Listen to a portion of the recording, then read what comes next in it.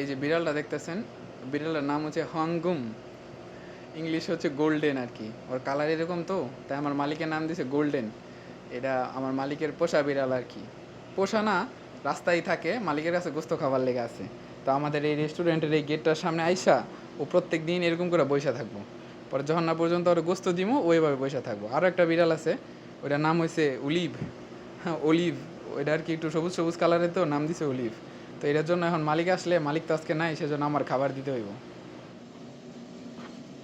বিড়াল আমার অনেক বেশি পছন্দ, ব্যাপারটা এমনও না, তবে প্রতিদিন ওরা আসে, ওদের গোস্ত দিতে দিতে কেমন একটা মায়া হয়ে গেছে।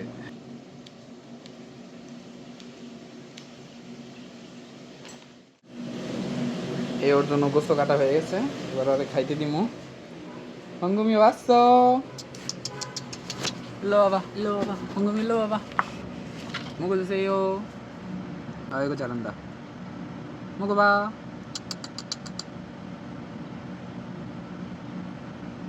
너라요.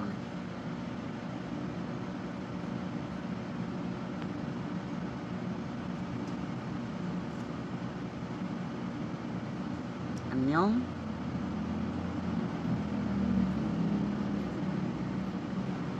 맛있게 드세요. 바이바이 황금이. টাটা. ভয় পায় অনেক।